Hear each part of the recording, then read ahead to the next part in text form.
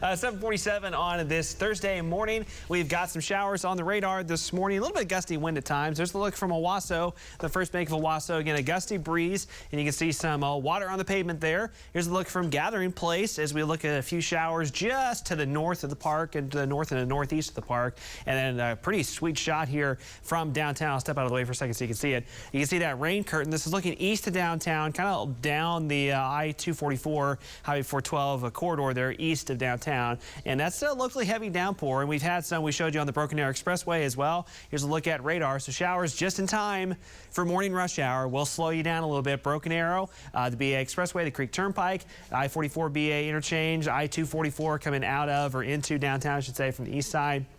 South Tulsa, a moderate to heavy downpour. The Turley area, a little downpour developing. And notice right in here, I pointed this out a few minutes ago, you can see this little thin line that comes moving out of these storms from Inola towards Coweta, Porter, Broken Arrow.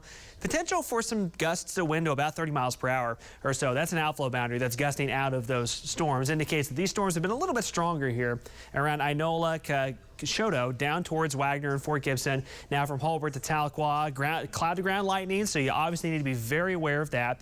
And then further to the west, we have isolated to scattered activity around Lake Keystone, Hominy, Cleveland, Manford. But you notice this is a lot more hit or miss. So this activity further west won't last nearly as long. So the general trend has been further west, more isolated activity.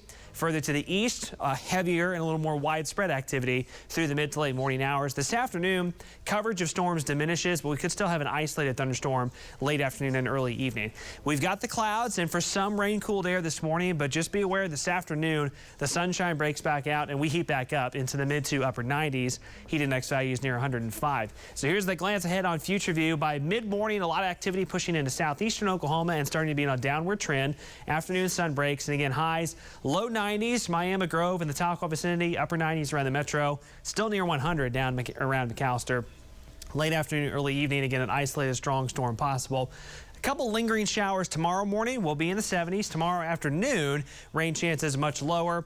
Hot again, will be in the upper 90s to near 100, and once again, heat index values will be a little excessive. Today, especially from about the Highway 69 corridor to the west, is where heat index values are expected to exceed 105, and then tomorrow, fairly widespread 105 or above heat index values expected. The heat dome, upper level ridge of high pressure, slides back on top of us over the weekend, so that cranks up the 100-degree heat over the weekend. Early next week, looks like it slides back to the west again, and once again, it opens up a little bit of a northerly jet stream flow that should send us another little weak boundary by about next Monday or next Tuesday. 7-day forecast if you missed it earlier. So scattered showers and storms this morning, not for everyone, but some are locally heavy. So just be aware of that from the morning drive.